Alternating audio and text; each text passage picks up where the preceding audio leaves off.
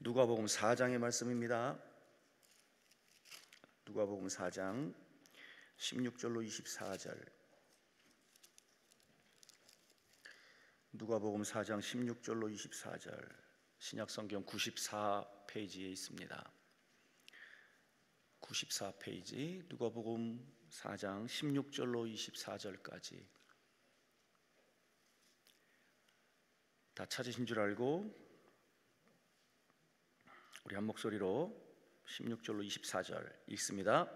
예수께서 그 자라나신 곳 나사렛에 이르사 안식일에 늘 하시던 대로 회당에 들어가사 성경을 읽으려고 서심해 선지자 이사야의 글을 들이거늘 책을 펴서 이렇게 기록된 데를 찾으시니 곧 주의 성령이 내게 임하셨으니 이는 가난한 자에게 복음을 전하게 하시려고 내게 기름을 부으시고 나를 보내사 포로된 자에게 자유를, 눈먼 자에게 다시 보게 함을 전파하며 눌린 자를 자유롭게 하고 주의 은혜의 해를 전파하게 하려 하심이라 하였더라.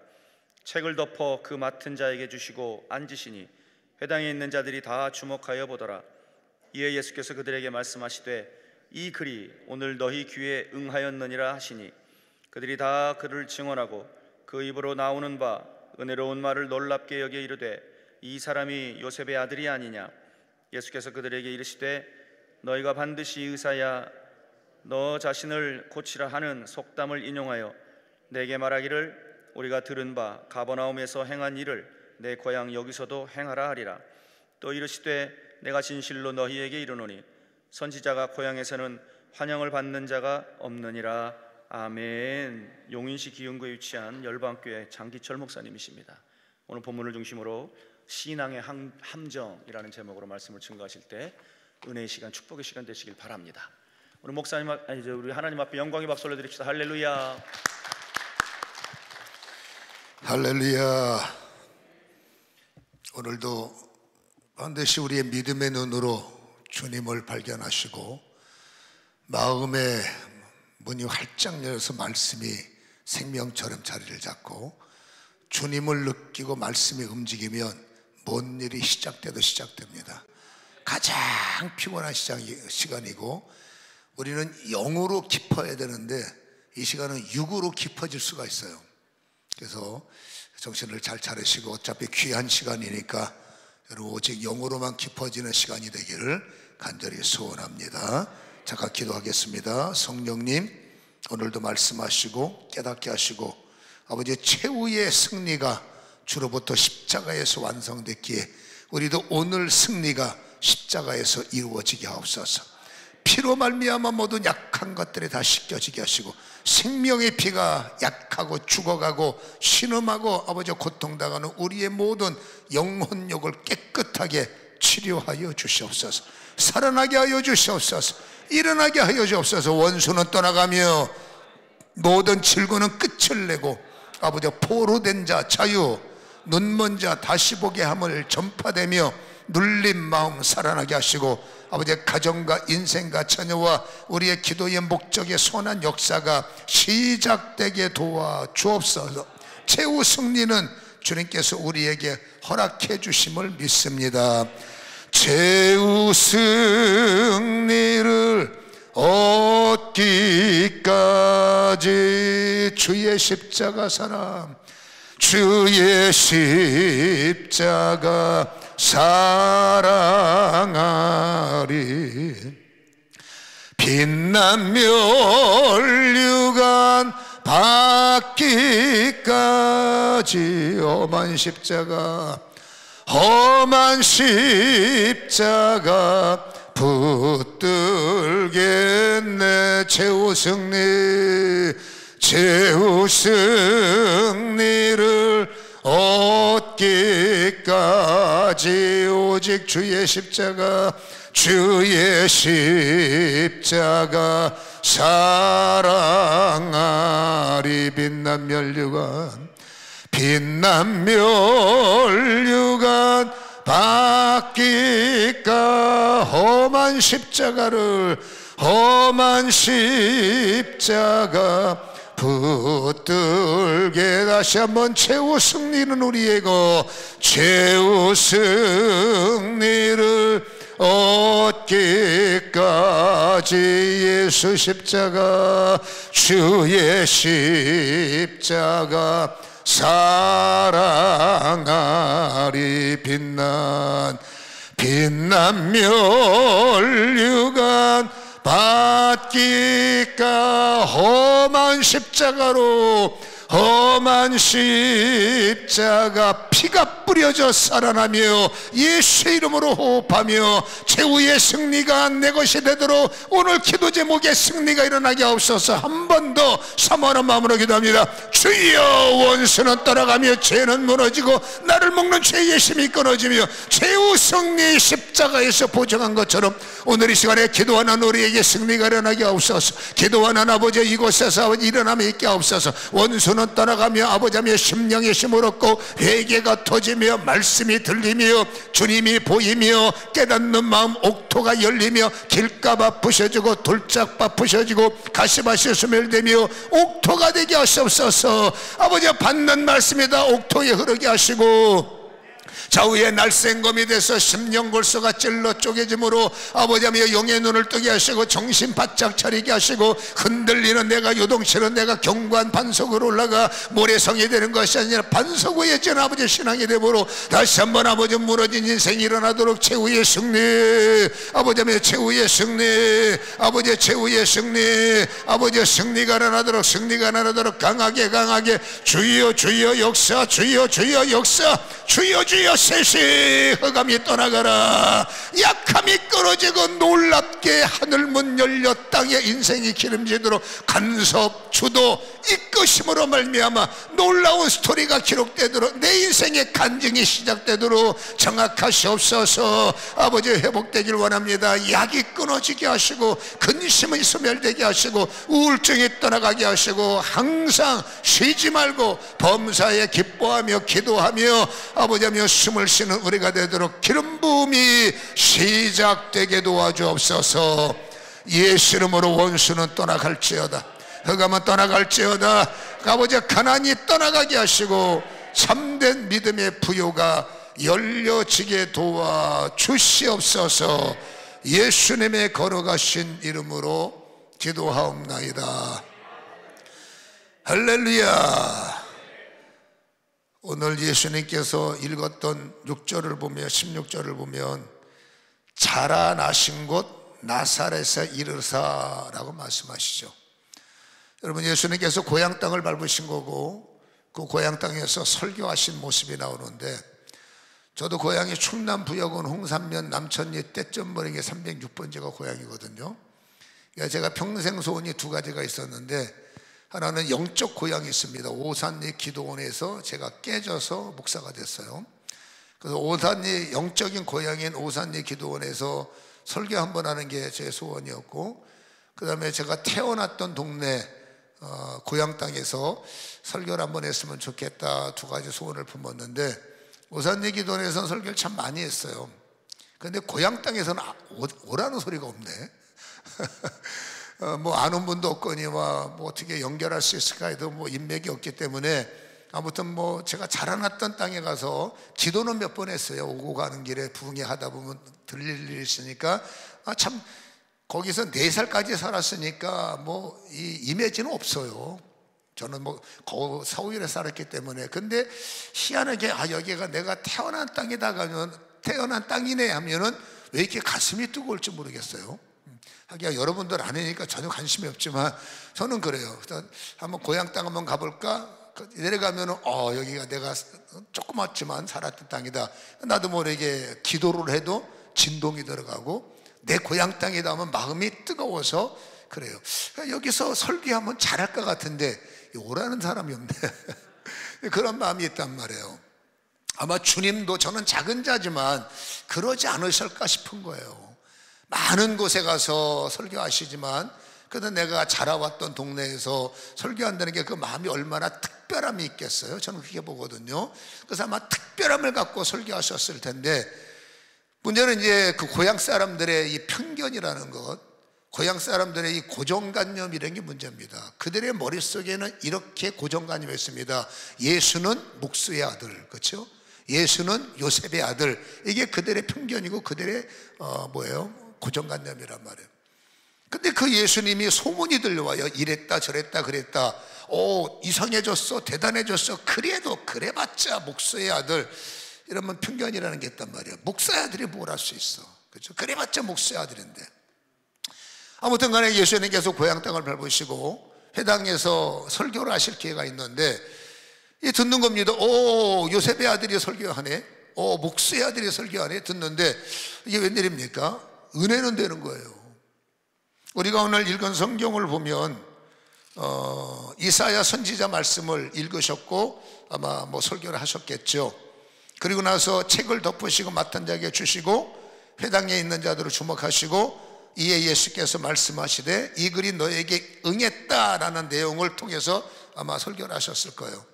근데 그 설교가요, 오늘 22절에 보면 그들이 다 그를 증언하고 그 입으로 나오는 바 은혜로운 말을 놀랍게 여기다. 그 입에서 나오는 설교가 너무 들으니까 은혜가 되고, 와, 이거 처음 들어보는 말씀이고 대단한 말씀으로 느껴지니까 와, 은혜가 되는 거예요. 근데 문제는 마음이 안 열려.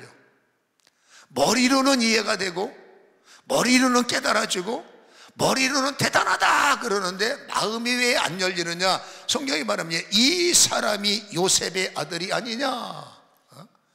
머리로는 은혜로운 말씀을 통해서 놀래는데 마음은 뭐라고요? 목수의 아들이 아니냐.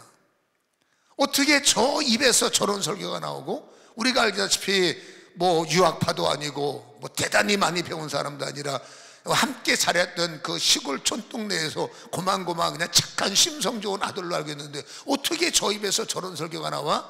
모르긴 몰라도 각자, 그렇지 않습니까? 편견을 가지고 추측하는 겁니다. 남의 설교 뵙겠나? 이상해진 거 아니야? 이 앞에는 무슨 일이 벌어졌습니까? 귀신 들려서 저래. 귀신 들리지 않고 어떻게 귀신을 쫓아? 그때 주님께서 말이나 되는 소리냐라고 차단도 하셨습니다만은, 아무튼 이 예수님을 전혀 모르는 사람들은 은혜만 되는 거예요. 신비하니까. 예수를 모르는 뭐냐? 은혜만 남는 겁니다. 왜? 대단한 분이니까.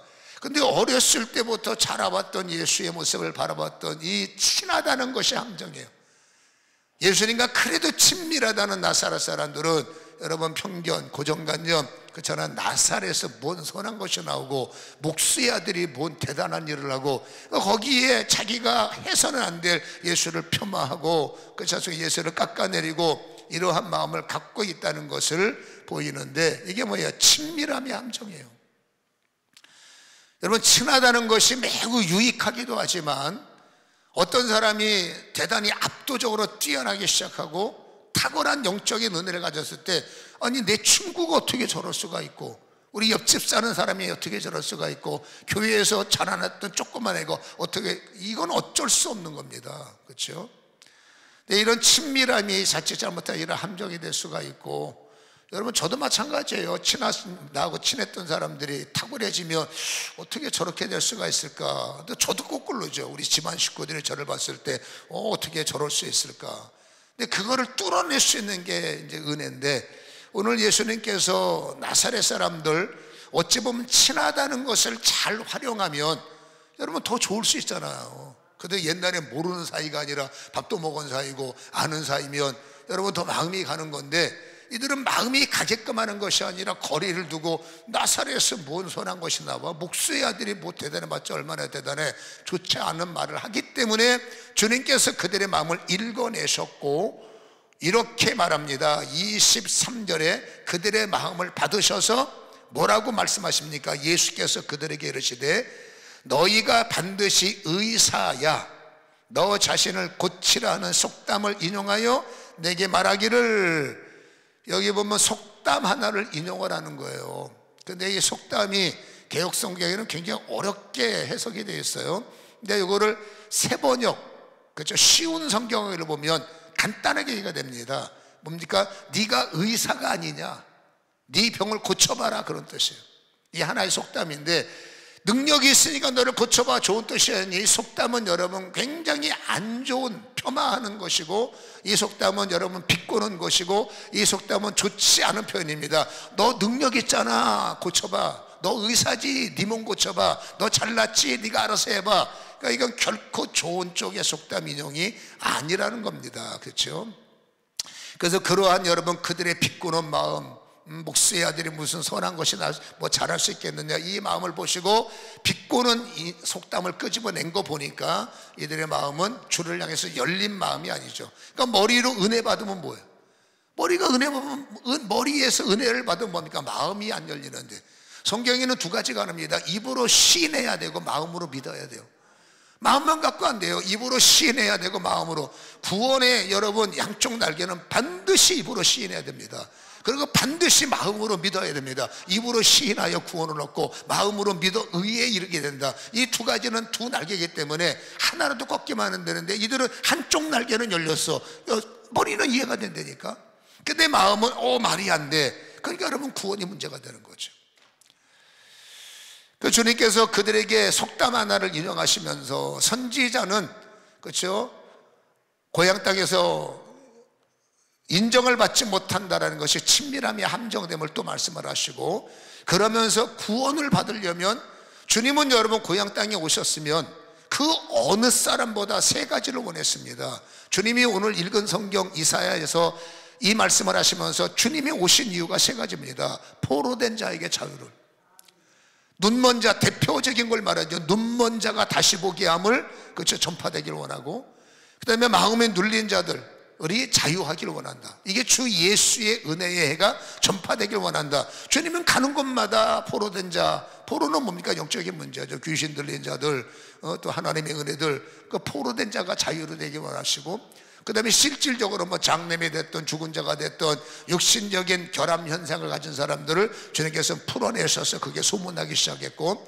그들의 마음의 우울증, 성경에는 우울증이 약하게 나옵니다만은 요즘 현대인들은 여러분 거의 질병 환자들 80%가 마음병이에요. 마음이 약해서 뼈가 상하고, 마음이 약해서 우울증이 오고, 마음 때문에 마음이 회복이 안 되면 우울증 약 먹어봤자, 근심이 우울증의 원인이라면 우울증 약 먹으면 뭐합니까? 근심이 남아있는데. 내 마음속에 의심과 두려움이 뼈 상함의 원인이 될 수가 있어요. 열심히 병원 가서 뭐 도수 치료하고 뭐 시계 치료하고 뭐 시계 치료하면 뭐합니까? 마음속에 여전히 우울증의 근원이 남아있는데. 그러니까 원인을 제거하지 않으면 결국 병원 좋은 일만 시켜주는 겁니다. 근데 원인이 제거되면 병원 안 가도 마음 때문에 뼈가 상하고 눌림이 온다면, 거꾸로 말하면 마음의 평강이 오면 자동적으로 그 일은 해소가 될 수 있는 겁니다. 그렇죠? 그래서 주님께서 오늘 하시는 말씀이 맞는 겁니다. 포로된 자가 자유를 얻어야 되기 때문에 주님이 오셨고, 주님은 이유 없이 눈먼 자, 여러분 영으로 보면 다 가족들인데, 가족이 여러분 장님 되는 거 좋아할 부모가 누가 있어요? 자녀들이 여러분 암병 걸려갖고 내일을 기약 못하고 걷는 사람이 제대로 걷지 못하는 거, 가족들이 좋아할 일이 뭐가 있겠어요? 주님이 오신 이유는 그렇죠, 마귀의 일을 멸하시고 병든 자 고치시고 제자들을 파송하시면서 가면서 천국 복음이 하나님 나 가까이 왔다라, 병을 고쳐라, 죽은 자 살려라, 귀신을 쫓아내라, 나병한 자를 고쳐라, 이게 주님의 마음이란 말이에요. 그러니까 주님은 이유를 막론하고 여러분 육신적 질병을 고쳐주기를 원하는 거죠. 그리고 마음의 평강 얻기를 당연히 원하시니까 항상 기뻐하는 마음, 범사에 감사하는 마음, 이게 있어야 기도가 쉬지 않고 나올 게 아니겠어요? 그러니까 하나님이 원하시는 성도, 자유한 자들, 할렐루야, 영혼력이 자유한 자들, 주님이 가는 것마다 그걸 하셨어요. 근데 나사렛에는 그게 안 되는 거예요. 하나님은 여러분 일방적으로 가능하십니다. 근데 인간과의 관계에서는 일방적인 걸 원치 않으세요.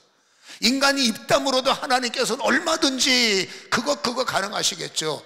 근데 하나님은 여러분 입담은 사람에게는 아무것도 할 수 없어요. 하나님은 반드시 뭡니까? 관계 속에 보면 인간에게 주신 자유의지, 이건 어쩔 수 없는 겁니다. 인간만의 고유 영역은 자유의지예요. 선택권. 뭔 선택을 하더라도 책임은 네가 져야 돼 라는 거죠. 그래서 인간은 여러분 자유의지를 통해서 예수님을 입으로 시인하고 마음으로 그분을 영접하면 이 갈릴리 나사렛 사람들을 빼놓고는 다 가는 곳마다 입으로 예수를 주라 시인하고 가는 곳마다 다 엎드려서 주여 나 좀 불쌍히 여기소서. 그러면 주님께서 포로된 자로부터, 눈먼 것으로부터, 약한 것으로부터 진짜 오신 목적대로 조건 없이 그저 거저 그냥 다 도와주셨잖아요. 근데 이들은 이 세 가지를 주시고 싶어도 머리로 은혜는 받으면 뭐합니까? 마음에 믿어 의가 이루어져야 역사가 나타나는데, 이 사람들은 친밀함에도 불구하고 마음을 딱 쳐닫아놓고, 그렇죠? 나사렛에서 못 넘어 선한 것, 목수의 아들이 뭐 할 줄 알아? 그러면 주님께서 역사 못하는 거예요. 이랬던 저랬던 마음이 열리고, 이랬던 저랬던 마음이 풀리고, 이랬던 저랬던 마음의 동의가 일어날 때 주님은 어떤 포로가 됐든 어떤 눈몸이 됐든 어떤 눌림이 됐든 주님이 못하실 일이 뭐가 있을까요? 그러니까 주님께서 너무나 마음이 답답하시니까 그들에게 두 사람을 소환시키는 거예요. 이 두 사람을 소환시켜서 이래야 구원받는다, 이래야 포로된 너희들의 인생, 이래야 육신적 고난, 이래야 마음의 고통, 이렇게 해야 풀어질 수 있다를 설명하기 위해서 성경 우리가 안 읽었습니다만 두 사람을 소환하는 내용이 그 다음 절에 있지요. 25절에 여기에 보면 여러분, 내가 참으로 너에게로니 엘리사 시대에 하늘이 3년 6개월 동안 닫혀 온 땅에 큰 흉년이 들었을 때에 이스라엘에 누가 있다고요? 많은 과부가 있지만 그 다음 절 26절을 보면 엘리야가 많은 과부 가운데 오히려 본토 과부들에게 엘리야 목사님이 보낸 것이 아니라 시돈 땅에 있는 사렙다 과부에게만 보냈고요. 그 다음 절에 또 한 사람을 소환하는데 27절에 엘리사 시대 때 이스라엘 수많은 문둥병자가 있었는데 그 중에 엘리사 목사님이 딱 한 사람, 그렇죠? 본토에 있는 사람이 아니라 수리아에 있는 나만에게만 보냄을 받았다. 여러분, 이 설교를 듣더니 나사렛 사람들이 눈이 뒤집어졌어요. 이거 우리한테 하는 소리네. 결국 우리를, 그렇죠? 우리에게 좋지 못한 소리네 해서 예수님을 죽이려고 여러분, 무리가 예수님을 절벽 아래로 밀고 들어가서 거기서 밀어버리는데 주님께서 어떻게 피해 나가셨어요. 살 수 있는 말씀을 주는데 생명의 말씀을 받아들이지 못하면 오히려 설교 시간에 분노가 나오고, 살려고 하시는 말씀을 자칫 잘못하면 감정 처리해서 설교 시간에 울고락불고 나 들으라는 소리 하지, 나 들으라는 소리지, 들리면 맞겠죠. 본인이 들리면 본인 설교에 맞겠죠. 근데 이 소리가 사는 소리로 바뀌어야 되는데, 여러분 설교를 받을 때 감정이 미숙하거나 자칫 잘못하면 어둠이 역사하면 내가 살아나야 하는 설교가 오히려 더 나를 피폐시키고 더 나를 다운시킨다. 이건 정말 최악의 경우입니다. 여러분, 하나님의 말씀은 생명의 말씀이기 때문에 생명의 말씀을 통해서 인간이 어떻게 완벽합니까? 완벽하려고 하는 것도 피곤한 거예요. 인간은 부족한 거고, 잘하는 부분도 있고 못하는 부분도 있고 부족한 거고, 어쨌든 이제 하나님의 설교를 통해서 잘하는 것은 더 지원받아야 되고 못하는 건 내가 이게 부족했구나, 여러분 깨닫는 마음이 있어야 되는 거예요. 근데 나사렛 사람들은 기분 나쁜 겁니다. 니까지 꽤 뭘 알아라는 것 때문에. 그분이 여러분 전혀 우리가 모르는 딴 동네 분이었다면 이들은 이렇게 나오지 않았어요. 이게 신앙의 함정, 친밀함의 함정이에요. 마지막 회개 기회까지도 당신이 뭘 알아? 예수님을 폄하하고 예수를 여러분 아랫사람 취급하고 예수를 별 것 없는 사람 취급하고. 들어보세요. 두 사람을 소환했지 않습니까? 첫 번째 저는 나만부터 얘기하려고 그랬는데, 나만 장군은 여러분 어떤 사람인지 우리가 잘 알지 않습니까? 이스라엘의 속국이기 때문에 열왕기하 5장을 보면은요, 듣기만 하세요. 5장 1절에 아람 왕의 군대 장관 나아만은 그의 주인 앞에서 크고 존귀한 자니 이는 여호와께서 전에 그에게 아람을 구원하게 하였다. 그는 큰 용사지만 나병한 자다.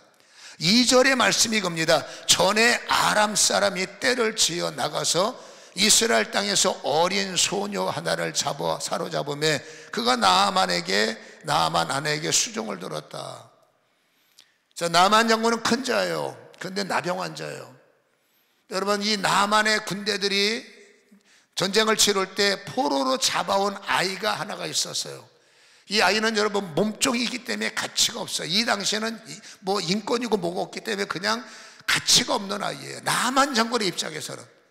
근데 이 아이가 아주 건방지게 말을 합니다. 뭐라고 말하냐면, 우리 동네에 여기 엘리사 목사님이 있는데 가서 안수 한번 받으세요. 병 낫습니다. 이 아이를 볼 때는 목숨 건 전도고 참 대단한 아이지만, 여러분 나만 장군 측에서 볼 때는 기분 나쁜 겁니다. 무슨 뭐 왕궁의 가문도 아니라 무슨 뭐 귀족의 딸도 아닌 포로로 잡혀온 새까맣게 아무것도 아닌 어린아이 하나가 감히 나만 장군한테, 그렇죠, 복음을 말하면서 저 땅에 가서 찾아가서 안수받으면 병 낫는다. 일반적인 사람들은 모르겠습니다만은 나만 장군이 굉장히 기분 나쁠 수 있고, 그렇죠, 니까짓게 똑같은 겁니다. 니까짓게 뭘 안다고 얼마든지 무시하고 마음먹으면 여러분 불이익을 줄 수 있는 거예요. 성경의 나만 장군이 어찌 보면 여러분 어떤 사람들에게는 굉장히 은혜를 주는 이유, 그 지역에 수많은 문둥병자가 있는데 싸그리 무시당하고 왜 이 나만 장군만 택함을 받았을까라는 겁니다. 우리는 여기에 포커스를 맞추는데, 나만 장군이 잘한 게 딱 하나가 있습니다. 이 잘하는 거 하나가 구원이었고, 이 구원이 반드시 우리에게 열리려면 이 잘하는 것이 우리 것이 돼야 돼요. 자, 나만이 한 건 이겁니다. 어린 아이의 말이에요. 누추한 아이의 말이에요. 별 것 없는 아이의 말이에요. 얼마든지 무시할 수 있고 얼마든지 외면할 수 있지만, 나만 장군의 인품인가 아니면 영격인가 모르겠지만, 이 사람이 잘한 것은 말하는 아이를 본 것이 아니라 그 아이의 입에서 어떤 말이 나왔느냐에 초점을 맞춘 거예요. 이건 굉장히 중요한 겁니다. 말하는 아이가 아닙니다. 말하는 사람입니다. 그 사람 입에서 무슨 말이 나왔느냐, 어떤 말이 나왔느냐의 가치를 뒀기 때문에 이 나만 장군은 살 수 있는 길이 됐다라는 거예요.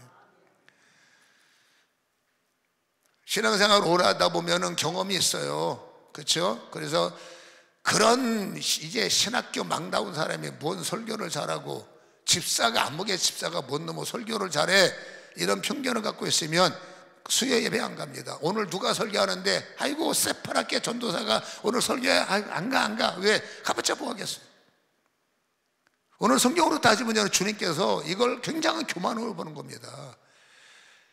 역으로 말하면 여러분이 나만 장군은 이제 신학교 갓 나왔던, 뭔가 설교가 미숙해 보이던, 여러분 그 설교하는 사람을 중요하게 본 게 아니라 그 사람이 지금 어떤 설교를 하느냐, 그 사람이 지금 무슨 말을 하느냐, 이 말에, 이 설교에 가치를 뒀다는 거예요. 근데 나사렛 사람들 보세요. 나사렛 사람들은 누가 어떤 설교를 했느냐가 중요한 것이 아니라 누가 설교했니에 초점을 맞춘 거예요. 나사렛 사람 입장에서 아까 말했죠. 더 수준 있는 사람, 더 괜찮은 사람이었다면 은혜가 될 수 있었겠죠. 근데 목수의 아들이야. 그 목수의 아들이 여러분 포로된 삶으로부터 자유하는 말씀, 모든 사람, 약 먹고 안 되는 사람을 고칠 수 있는 예수님의 생명의 말씀, 정말 힘들어서 괴로울 수밖에 없는 자녀들을 주님은 치료하셔 오셨는데, 여러분 생명의 말씀에 가치를 둔 것이 아니라 그 말하는 목수의 아들이 뭔 놈의 설교한다고 그거 틀려먹었어 라는 것, 그러면 여러분 거기서 구원이 차단되는 거예요. 오늘 이것을 우리에게 소환한다는 것은 굉장한 의미가 있다는 것을 우리는 기억해야 됩니다. 뭔가 물론 여러분 뭐 유명 인사의 설교는 나쁘진 않아요. 근데 여러분 주변에 항상 24시간 무슨 유명한 사람만 여러분 옆에 있겠습니까? 무명 씨도 있을 것이고 잘하는 분도 있고 연약한 분도 있고. 근데 의외로 어쩌면 여러분 유명한 분의 설교보다 어떨 때는 아무것도 아닌 분의 말 한마디에 돌들도 사람 살리는 설교한, 돌들도 사람을 살린다고 그랬어요. 하나님은 어쩌면 내 마음이 높아질 때로 높아지고 교만할 때로 교만하고 사람을 무시하고 큰 자의 설교만 듣고 좋은 설교만 가려듣고 유익한 설교만 가려듣는다며 과연 그 설교 속에 나에게 살 수 있는 기회를 주님이 주시는데 주실까?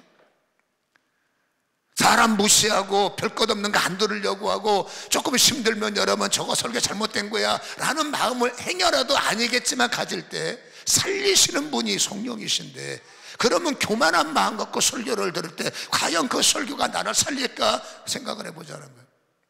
근데 마음이 열려서 큰 자가 설교하든 작은 자가 설교하든 어려운 설교가 됐든 쉬운 설교가 됐든 때를 따라 부담이 되는 설교가 됐든 여러분 나에게 유익이 되는 설교가 됐든 편견을 갖지 않고 고정관념이 아니라 이 말씀을 주셔도 받아들려고 애를 쓰고 저 말씀을 주셔도 들으려고 애를 쓰고 그 말씀을 주셔도 성령이 어떻게 하실까? 겸손한 마음을 가진 자를 주님이 어떻게 하실까? 교만한 사람을 향해서 성령은 뭐라고 하실까? 저는 성령이 아니라서 모르겠는데 아마도 그렇죠, 결과는 뻔할 거예요. 그래서 이 말씀을 주님께서 친히 신앙의 함정을 가지고 있는 그들에게 절대로 설교를 들을 때 사람 보고 듣지 말고, 절대로 내용을 분석할 때 나한테 불리한 건 다 빼버리고 안 들으려고 하고 뭔가 조금이라도 유익이 되는 것만 들으려고 하는 것은 결코 사람 살리는 일에, 영이 사는 일에 도움이 되지 않는다는 것으로 오늘 말씀을 주셨기 때문에 여러분 이 말에 깨닫는 은혜가 있기를 주님의 이름으로 간절히 축원합니다. 다시 말합니다마는 겸손할 때 역사가 일어나요. 큰 자를 기대하는 것도 나쁘진 않아요, 사람이니까. 근데 의외로 어쩌면 가장 여러분 내 인생의 가장 작은 자로 여기는 자 앞에 뭐 별로 기대도 안 하는데 라는 그 자리를 마음을, 항상 주님은 여러분 최선을 다하기 원하시거든요. 그래서 최선을 다하는 마음을 갖고 그 말을 들으려고 애를 쓰고 경청할 때 어쩌면 하나님의 히든 카드는 그 겸손 속에서 일어날 확률이 높다는 거죠. 사람이 완벽할 수 있을까요? 예수님 빼놓고는 아니에요. 앞에서 볼 때는 굉장히 잘해요. 근데 뒤에 보면 다 부족한 것 투성이에요. 저 보세요, 앞에서 볼 때는 굉장히 완벽합니다. 근데 뒤에서 보면 더 완벽합니다. 아유 지금 막 다들 졸려갖고 사나니 샷다도 내려오고 정신들을 못 차려. 항상 여러분 인간은 완벽할 수가 없어요. 나만 장군 정말 대단한 사람입니다. 그처럼 말하는 어린애, 여러분 그 어린애 말 한마디에 왕에게 쫓아가서 왕이여 우리 포로 잡은 그 어린애 하나가요 나만 장군 뭡니까 저기 가서 엘리사 목사한테 안수 받으면 낫는데요. 이게 여러분 체면 떨어지는 얘기입니다. 그때 왕이 너 제정신이냐, 그 조그만 어린애 말 안에 그렇게 난리를 치고. 근데 여러분 그 왕도 참 대단한 게 나만 장군의 말에 가치를 뒀고 그래 네가 가고 싶으면 가라, 오히려 황금까지 주면서 보내더라고. 그 말을 귀담아 듣고 그 말의 은혜를 받았기 때문에 가치를 갖고 가는 겁니다. 여러분 이게 가는 게 이게 쉬운 일이 아닙니다. 왜 입장 바꾸라고 생각을 하면 이 사람이 갑이고 저쪽 동네는 을이에요. 근데 내가 갑임에도 불구하고 마음을 낮추고 황금까지 준비해서 먼 길을 쫓아갔으면 일반적인 우리의 생각에 그래도 마중은 나와서 그렇죠, 차례도 한 잔 대접하고 내가 이렇게 헌신했으니까 좀 와서 안수라도 해주면 그냥 그게 그저 기브앤드 테크겠는데, 오히려 여러분 엘리사 목사님은 아마 성령의 감동이 아닌가 싶은 생각이 들어요. 그 목사님은 그렇게 뭐 인격이 내 멋대로겠어요? 이유가 있었겠죠. 마지막 순간까지 말씀에 순종하라는 거 아니겠어요? 영접을 하는, 내 기대로 영접이 아니라 마지막 시험이 뭡니까? 사람 하나 보내서 오지 말고 뒤로 돌아서 저 연못에 7번 들어가시오라는 그 순간에 나만 장군이 기분 나빴어요. 아, 나만 장군의 연약함은 그겁니다. 예우 좀, 그렇죠? 사람 말을, 사람이 아니라 그 하는 말에 대한 가치, 이게 어쩌면 나만이 가장 잘하는 일인지 모르지만, 근데 내가 그래도 힘 있는 사람이니까 나는 예우를 받아야 돼, 당연하겠지만 이게 어쩌면 나만에게, 그렇죠, 약점일 수가 있어요. 기분이 나쁜 거죠. 이것들이 나를 무시하네, 열이 받은 거죠. 내가 말하죠, 여러분 성경에는 열바다가 없어, 에바다만 있지. 그래서 그 열바다를 회개해야 에바다가 되는 것만. 열이 받았어요. 이게 나만 장군이 회개할점이었던 거예요. 기분 나빠서 토나는 겁니다. 가서 군대를 챙겨서 잡아야 되겠다, 그 마음일 거예요. 이게 뭡니까? 사람의 단점이에요. 근데 여러분 보세요. 되는 자와 안 되는 자의 두 번째 문제가 인간이 단점 없는 사람이 어딨냐고.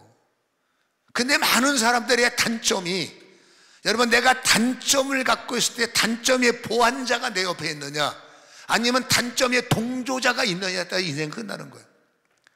여러분 사람이 단점이 있는데 단점의 동조자들이 옆에서 괜찮아, 그럴 수 있고, 잘했어, 이럴 수 있고, 네가 잘한 거 저 인간이 틀려먹었어, 나의 단점임에도 불구하고 동조자들이 나의 귀를 가리고 나의 눈을 가려서 너 잘났어, 괜찮아 괜찮아, 그럼 끝나는 거예요. 근데 되는 사람 옆에는 단점의 동조자가 아니라 단점의 보완자가 있어. 나만 장군이 기분 나빠서 갈 때, 여러분 왕이 저기 임금이자 장군이잖아요. 이 사람이 기분이 나쁠 때 옆에서 껴들 수가 없잖아. 나머지는 다 아랫사람들이니까. 근데 여러분 한 사람, 몇 사람이 여러분 정말로 충신이고 정말로 사람 살리는 마음을 가져서 비유를 맞추는 것이 아니라, 그렇죠, 바른 소리 하는 거고 옳은 소리 하는 거고 알게 하는 소리를 해주는 겁니다. 우리가 되려면 이런 사람들이 필요해. 옆에서 아첨하고 아부하고 아이고 최고세요, 잘하고 계세요. 잘하긴 뭘 잘해, 잘하는 것도 있고 못하는 것도 있는 거지. 근데 또 어떤 사람들은 여러분 거꾸로, 그렇죠, 단점의 동조자들을 끌어안고 단점의 보완자들은 쫓아버립니다. 너 틀려먹었어, 이건 말할 가치가 없는 거고요. 근데 이 나만 장군이 사람이 참 괜찮은 것이, 여러분 이 하인이 부하가 뭐라고 말합니까? 문둥병을 고칠 수 있는 방법은 없는 거예요. 그건 나만이 더 잘 알아요. 근데 생각을 해보세요. 장군, 고쳐진대잖아. 저 물속에 7번 들어가면 고쳐진대잖아요. 문둥병을 고치려면 그보다 더한 명령을 하든 더한 요구를 해도 들으셔야 되는데 물속에 7번 들어갔다 나오면 고쳐진대잖아요. 이것도 큰맘 먹고 하지 않았을까요? 그러나 진짜로 그 말을 던졌을 때 나만 장군은 들을 기가 있는 자예요. 듣고 보니 맞구나. 거기서 감정 처리한 것이 아니라 듣고 보니 맞구나. 그래서 그 말을 받아내고 내 분노를 가라앉히고 내가 연약함을 내려놓고 그 말대로 7번, 그러니까 엘리사 목사님의 말씀대로죠. 그렇죠? 사람에게 대접받으려는, 급한데 사람에게 대접받고 꼭 그래야만 되고, 말씀의 사람들은 여러분 내가 요청하는 대로 주님에 따라오는, 주님이 내게 맞춰주는 것이 아니라 우리가 은혜를 받을 때는 주님의 말씀에 나를 맞춰야 돼요. 어떤 사람들은 여러분 나에게 교회가 맞춰주고 설교자가 나한테 기분 좀 맞춰주고 교회의 모든 사람이 나를 좀 이렇게 좀 잘 맞춰주고 원하지만 그냥 평범할 때는 그게 뭐이 나쁠까 싶은데 나에게 신앙의 업그레이드와 어떤 역사가 일어날 때는 죄송하지만 교회가 나를 맞추고 말씀에 나에게 맞추는 것이 아니라 내가 말씀에게 맞춰야 돼요. 내가 말씀대로 그대로 따라가야 돼. 엎드려 하면 엎드려야 되고 회개해 하면 회개해야 되고 이래라, 그래야 그게 나와야 되는 거예요. 그렇죠? 여러분 7번 들어갔다 나올 때 기적이 나서 깨끗하게 되지 않습니까? 있을 수 없는 일이 결국 여러분 사람에게 가치를 두지 않고 그 아이 입에서 나왔던 말의 가치를 넣을 때 길이 열렸고, 마지막 기적이 일어날 때 나의 단점이 문제가 될 수 있었으나 그러나 여러분 말씀에 내가 다시 한번 나를 내리고 그 말씀의 미션대로 나를 맞췄더니 이게 기적의 두 가지입니다. 역사가 일어나지 않았어요. 결국 그 다음 절을 읽어보면 그 나만 장관은 개종을 했고 그 이후의 스토리는 기록이 안 됐습니다만 아마도 비하인드 스토리는 굉장히 믿음의 사람으로 나름대로 활력을 하지 않았을까라는 기대감의 말씀들이, 그렇죠, 내가 국가로 돌아가면 우리 왕의 옆구리를 끼고 산당에 들어가야 되는데 나는 모습만 있는 거지 내 마음은 하나님만 섬기겠습니다. 이게 목숨 거는 거거든요. 그 정도 보면 그 한순간에 나만 장관은 엄청난 은혜를 받고 결국 남은 길을 하나님을 위해서 살아가는 사람이 됐을 거다. 이 묵상은 얼마든지 가능한 거라. 여러분 말씀에 나를 맞추시기 바랍니다. 신앙생활은 지금도 우리가 신앙생활에 성장이 잘 안 되는 이유는 지금도 내 고집을 안 버려요. 나한테 좀 비유 좀 맞춰주세요 라는 사람들이 되게 많아. 근데 여러분 절대로 하나님은 내 비유를 맞출 수가 없어. 은혜 주시는 것까지는 이해되고, 그 나머지는 여러분, 내가 나를 포기하고 내가 내 생각 내리고 내게 주시는 말씀이 있어요. 여러분, 그 말씀에 나를 맞춰가야 되고 그 말씀에 따라가는 것이 내가 사는 길이에요. 두 번째 소환된 사람이 사렙다 과부예요. 참 놀라운 것은 둘 다 본토 백성이 아니에요. 그렇죠? 나만도 수리아 사람이고, 그 다음에 여러분 이 사렙다 과부도 시돈 여인이에요. 본 백성의 과부들, 본 나라의 여러분 이 문둥병자들은 한 명도 고침이 없는 거예요.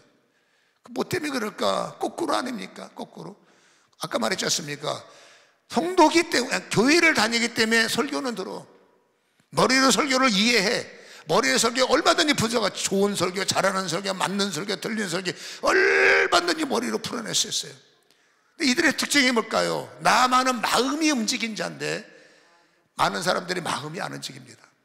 나사렛 사람들이 머리는 움직였는데 마음이 열리지 않았어요. 여러분, 종교인들은 머리는 열리는데 마음이 안 움직여요. 신앙인은 머리도 열리고 마음도 열려요. 입으로 시인하고 마음으로 믿어요. 주님이 원하는 것은 종교인이 아니라 신앙인이 되기 원합니다. 말씀을 받았으면 마음이 움직이라는 거예요. 말씀을 아멘했으면 반드시 실행하는 역사, 순종 속의 역사가 나타나는 거예요. 들어서는, 믿음은 들음에서 나지만 들었으면 여러분 움직여야죠. 근데 여러분, 본토에 있는 어려운 사람, 괴로운 사람, 불평만 할 줄 알고, 문둥병자도 불평만 알고, 과부들 내가 이렇게 어렵게 됐는데 교회에서 뭐 해주느냐, 하나님은 뭐 해줍니까? 라고 보나마나 원망만 했겠죠. 그렇죠? 오늘 하나님께서 엘리야 목사님을 시돈 땅에 있는 사르밧 과부에게 보내는 거예요. 시대는 여러분 어쩔 수 없습니다. 여인이 게을러서 굶어 죽게 생긴 것이 아니라 지역에 3년이라는 세월 동안에 흉년이 들었기 때문에 힘없는 과부들은 여러분 굶어 죽게 생긴 겁니다. 시대가 지금 굉장히 괴로운 거예요. 그 한 여인이 있었습니다. 우리가 알지 않습니까? 마지막 이제 아꼈는데 마지막 이 밥을 해먹고 죽을 수밖에 없는 여인. 입장 바꾸는 생각을 해보세요. 어른이 극한 상황을 만나서 죽을 수밖에 없는 건 어쩔 수 없는 거예요. 근데 여러분, 아이도 그 자리에 있어서, 그렇죠? 아이까지 굶어서 죽어야 된다면 그 부모의 마음은 우리가 생각하는 개념하고 그거 달라. 극에 달았고 악에 바쳤고, 솔직한 얘기로 눈에 뵈는 게 없어요. 내 새끼 굶어 죽는다는 말에 굶어 죽게 생긴 환경에 눈에 뵈는 거 없어요. 근데 하나님은 그 지금 눈에 뵈는 것이 없게 생긴 여인에게 하나님은 여러분 엘리야 목사님을 보냈고, 엘리야 목사님이 제일 먼저 하신 말씀이 먼저라고 말합니다. 먼저 나를 위해서 그 밥 좀 해서 나한테 좀 갖고 와라. 일부라도 우리가 한 끼를 먹을 수 있는 여유에 어떤 분이 여러분 밥 한 끼 좀 나눠 먹읍시다 하면 줄 수 있어요. 이건 최후의 부르고 나 혼자 먹고 죽는 것도 아니라 우리 아들이랑 이게 마지막 밥이에요. 이게 눈물의 밥이에요. 부모의 가슴은 찢어지는 겁니다. 근데 거기다 대고 동량은 못할 망정 쪽박은 깨지 말아야지. 세상에 거기다 대고 먼저 나한테 밥 좀 갖고 와라. 하나님 나라에서 가장 중요한 먼저 그의 나라와 의를 구해 볼래? 그래야만 이 모든 것이 너희에게 더하리라. 아멘이 잘 안 나오죠. 그렇게 애 안 쓰셔도 돼요. 이게 여러분, 우리는 아멘이 되지만 이 여인은 자칫 잘못하면 속에서 천불이 올라오는 겁니다. 지금 뭐 불난 집에 부채질한 것도 아니라 말이 됩니까? 먼저 그 밥 한 그릇 해서 이게 퍼오래는 게 말이나 돼요. 먼저 갖고 와라. 다른 사람 같았으면 여러분 아마 다른 과부들한테 그 말 했으면 엘리야 목사님은 머리끄댕이에 다 집어뜯겼을 겁니다. 이해가 되세요? 근데 참 이 사르밧 과부가 놀라운 것은 그 말을 듣는 순간에 분노가 1번이 아니라 그 말을 받는 순간에 혈압이 먼저 받는 것이야. 감정 처리가 먼저가 난 것이 아니라 성경에 보면 참 놀라운 단어 하나를 던지는데 열왕기상 17장 12절을 읽어보면 그가 이르되 먼저 갖고 올래 라고 말씀했을 때 그가 이르되 이런 말합니다. 당신의 하나님 여호와께서 살아계심을 두고 맹세하노니 나는 떡이 없고 다만 통에 가루 한 움큼 병에 기름 조금뿐이라 내가 나뭇가지를 주소서 나와 내 아들을 위하여 음식을 먹고 나는 죽을 겁니다 라는 말. 근데 여인에게 먼저 나오는 것입니다. 당신의 하나님 여호와께서 살아계심을 두고 맹세한다라는 것. 여러분, 이분도 마찬가지입니다. 지금 요청을 하는 목사님이 눈에 보이는 게 아니에요. 지금 요구하고 있는 사람을 먼저 보는 게 아닙니다. 놀랍게도 이 여인은 그 목사님을 쓰시는 하나님이 보인다는 것이고 그 목사님이 함께 하신다는 하나님이 느껴진다는 거예요. 이건 신앙이니까 어쩔 수가 없지 않습니까? 만약에 이 여인이 목사님만 보이고 하나님이 안 보였다면, 이 여인이 여러분 설교자만 깨닫고 설교자를 쓰시는 성령님을 깨닫지 못했다면 아까 제가 드린 말씀 험한 꼴이 나올 수 있어요. 근데 이 여인이 왜 기적의 주인공이 됐냐고요? 왜 인생의 스토리가 쓰기 시작했냐고요? 사람이 아니라 이 여인도 그 사람을 쓰시는 하나님을 깨달았고 새파랗게 살아계신 하나님이 보여지기 시작합니다. 여러분, 새파랗게 살아계신 하나님을 만나는 사람들은 인생에 편리함이 오고 새파랗게 살아계신 하나님을 만나는 사람에게 역사가 일어나요. 여러분, 야곱이라는 사람이 이랬던 저랬던 중간 생략하고 고향 땅에서 쫓겨나고 도망치잖아요. 앞으로의 길이 어찌 될지 모르죠. 뭐 축복은 장자권은 뺏었고 축복은 받았지만 내일 일은 난 몰라야지만 그래도 내일에 대한 두려움이 왜 없겠어요? 하늘문이 열리고 사닥다리가 내리고 이것저것 그것도 중요하지만 그러나 여러분, 야곱의 내일을 향한 오늘의 발걸음, 기약 없는 내일을 향한 지금의 마음에 눈빛 흘리는 야곱은 저희 눈에 보이지 않습니다. 걱정되고 두려워서 잠 못 이루고 내일 어떻게 큰일 났다라는 모습을 어디서도 읽어내기가 어렵다는 거예요. 오히려 떳떳하고 오히려 당당하고 오히려 분명하고 오히려 정확하고 내일을 염려하지 않는 하나님이 살아계심에 대한 느낌을 오히려 받을 수가 있다는 거예요. 왜 그랬을까요? 내일을 알 수 없는 길로 도망치면서 왜 이토록 떳떳하고 당당했을까요? 이유는 딱 하나입니다. 살아계신 하나님을 목격했기 때문에. 새파랗게 살아계신 하나님을 목격했는데 어디서 목격했느냐? 아버지에서 내 아버지가 이삭이에요. 여러분, 이삭과 함께 살다가 창세기 26장을 통과하고 나서 27장 하반절에서 쫓겨날 일을 만난 거죠. 26장에서 어떤 일이 벌어졌습니까? 이삭이 그 해에 농사를 졌어요. 이 창세기 26장에. 그때는 여러분 야곱이 아버지 옆에서 같이 살았어요. 흉년이라는 거는 야곱이 어른애가 아니에요. 핏덩어리가 아니야. 장성한 아이예요. 그래서 여러분, 환경이 얼마나 힘들다는 건 야곱도 너무나 잘 알아. 이삭의 걱정하는 소리도 들릴 수밖에 없어. 양떼는 많은데 여러분 물은 하나 없고 흉년이 와서 다 굶어 죽게 생긴 이 위기 속에 이삭은 장막에서 단을 쌓고 가는 것마다 단을 쌓고 단을 싸면서 하나님이 그에게 역사하셔서 창세기 26장 12절서부터 보면 그 해 농사 100배의 결실을 거두었더라. 이건 아멘을 좀 세게 하셔야 돼요. 그 해가 됩니까? 흉년 때에 말이 됩니까? 근데 하나님 나라는 이런 게 말이 돼요. 그 해 농사에 그냥 본전만 해도 기적인데 그 해 농사에 100배의 결실을 거뒀다는 겁니다. 이것을 옆에서 본 사람이 누구냐?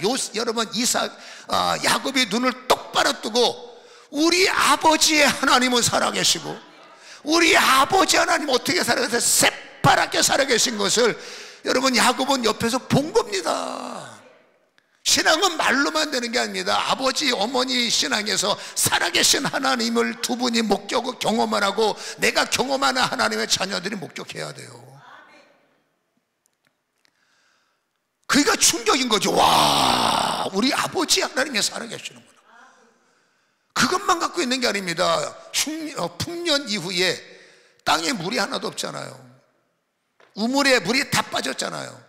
이삭 아버지가 애 데리고 가서 단 쌓고 예배 드리는 거예요. 예배 드리고 날 때 뭔 일이 벌어집니까? 우물에서 물이 터지는 거예요. 물이 터지니까 동네 사람들이 다 와서 우리 거야! 목숨 거니까 뺏지요. 당연히 죽게 생겼으니까. 그가 이삭봇에 가져가라. 또 다른 데 가서 예배드리고 파니까 물이 또 터지는 거예요. 그걸 여러분 야곱이 보는 겁니다. 우리 아버지 참 희한하다. 분명히 물 한 바구도 없는 땅에서 예배드리니까 물이 터져. 하나님 살아계시나. 예배드리니까 물이 터져. 하나님은 살아계시네. 바보처럼 뺏기셨지만 어디서 오는 자신감일까요? 세 번째 또 파는 겁니다. 물이 또 터지는 거예요. 두 우물에서 나온 물이 너무나 넘쳤기 때문에 이 사람들은 세 번째 우물은 관심이 없는 거예요. 왜? 이거면 충분하니까. 그래서 야곱이 뭘 봤다고요? 이삭의 하나님, 우리 아버지 하나님은 어떻게 살아계시다고요? 새파랗게 살아계십니다. 그 새파랗게 살아계신 하나님을 향해서 야곱은 고백합니다. 내 인생이 잘 되는 방법은 딱 하나다. 우리 아버지의 하나님이 나의 아버지가 되면, 우리 아버지의 하나님이 나의 하나님이 되면 내 인생은 한마디로 말하면 끝. 그 하나님이 그 밤에 오셔서 내가 너의 하나님이 돼줄게. 끝. 두려움이 없는 겁니다. 무서움이 없는 겁니다. 왜? 살아계신 하나님을 목격했고 경험했기 때문이라는 거죠.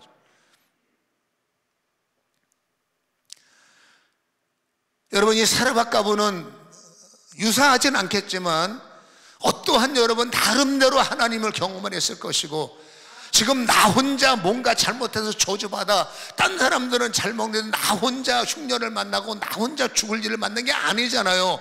IMF 때 모든 사람이, 코로나 때 모든 사람이, 그렇죠? 이 사람도 마찬가지입니다. 땅이 흉년들과 함께 고통을 당하는 힘없는 여인. 그러나 여러분, 모든 잤기 때문에 이 사람이 뭐 하나님을 원망합니까? 하나님을 저주합니까? 그래도 그 마음속에 하나님은 살아계셔, 하나님은 분명히 살아계셔, 이 신앙이 있었죠. 목사님이 와서 먼저라고 말할 때, 여러분, 그 목사님을 사용하신 하나님을, 야곱이 새파랗게 살아계신 우리 아버지 하나님을 어찌할 수 없는 것처럼, 이 여인도 여러분 사람을 보는 것이 아니라, 사람의 말로 듣는 것이 아니라 하나님께서 쓰시는 목사님, 하나님께서 역사하시는 주의 종, 사람이 아니라 하나님을 봤다는 거예요. 야곱은 여러분 그 새파랗게 살아계신 하나님 때문에 라반 밑에 들어서 20년을 사기당해도 늘 꿈속에서 너 라반 보지 마라, 내가 너의 삶 책임질게. 너 사람 보지 말라, 내가 너의 삶 책임질게. 꿈꿀 때마다 막 송아지, 얼룩송아지, 와릉진 것, 뭐 엄청난 소떼가 여러분 꿈꿀 때마다 그냥 어마어마한 응답이 오는 거예요. 아침에 눈 뜨고 나면 완전히 여러분 빈털 털이고, 라반한테 사기도 2번 당해서 임금도 떼내키고, 그래도 절대로 실망하지 않는 것이 새파랗게 살아계신 하나님이 내가 네 인생 책임질게, 내가 네 인생 책임질게. 그러니 여러분, 나만에게 삿대질하고 에이씨 한번 해봅시다가 아니라 그저 하나님 뜻에 순리를 믿고 기다렸더니 나중에 DNA를 확 뒤집어서, 아멘, 새끼만 나면 어른진 곳, 새끼만 나면 점 있는 곳, 새끼만 나면 얼룩송아지. 이게 어디서 나왔느냐가 말이죠. 먼저 하나님을 구별할 줄 알고, 먼저 사람이 아니라 하나님의 역사를 발견할 줄 아는 사람, 이 사르밧과부는 놀랍게도 그런 그런 영적인 힘이 있는 거예요. 하나님을 알았기 때문에 먼저가 가능한 거예요. 같이 가세요. 그렇죠? 그 뒤에는 이 여인에게 어마어마한 스토리가 시작된 거예요. 집안의 밥그릇에 밥이 떨어지지 않고, 여러분 기름통에 기름이 떨어지지 않고, 아멘, 하나입니다. 먼저 살아계시는, 여러분에게 돈 얘기하는 거 아닙니다. 물질 얘기하는 거 아닙니다. 먼저 살아계신 하나님, 먼저 그의 나라를 구별할 줄 알고, 먼저 그의 나라를 깨달을 줄 아는 사람에게는 하나님께서 이 모든 것, 네 인생에 내가 스토리를 기록하게 하리라. 할렐루야. 제가 목사이기 때문에 목사들 주목하라는 말이 아닙니다. 여러분, 사람은 믿지 마세요. 절대로 사람은 믿음의 대상, 여러분 사람은 믿지 마세요. 내 믿음의 대상은 하나님밖에 안 계시니까. 아멘. 사람 보지 말고 그분과 함께 하시는 하나님, 사람 믿지 말고 그분을 쓰시는 하나님. 오늘 사르밧가부가 그랬고, 나만은 약간 경우는 다르지만 사람이 아니라 그 사람이면서 무슨 말을 하더냐, 그 말에 가치를 주는 거. 이 두 사람을 왜 소환하셨을까? 그렇죠? 너희 다 그래야 돼 라고 깨달음을 주셨는데, 들을 끼가 없는 이 나사렛 사람들은 예수님을 여러분 벼랑으로 몰고 가서 그렇죠, 밀어 죽이려고 하는 엄청난 무지를 보이더라 그 말이죠. 말씀이니까 우리는 들을 끼가 있어서 무지의 반응이 아니라 지혜로운 반응을 보이시고, 이제 무슨 일이 있어도 여러분 사람이 아니라 그 입에서 나오는 말 분별하시고, 어떤 경우가 있어도 잊지 마셔야 될 것은 사람이 아니라 그분을 쓰시는 하나님 앞에 먼저, 중요합니다, 먼저를 뗄 수 있는, 먼저를 구별할 수 있는, 어려워도 먼저가 하나님이 되는, 힘들어도 먼저 기도하고, 힘들어도 먼저 예배하고, 힘들어도 현실적인 겁니다. 현실적. 먼저 뭐 하실 거예요? 먼저 일이 아닙니다. 먼저 기도하고 일하고, 먼저 뭐 하실 겁니다. 내 할 일하고 남는 시간, 그 11조 개념이 아니에요. 11조는 여러분 거꾸로 9을 내가 쓰고 하나를 떼면 안 돼. 하나를 떼고 9을 써야지. 어떤 사람들은 여러분 11조를 이렇게 합시다. 9을 자기 걸 다 계산해.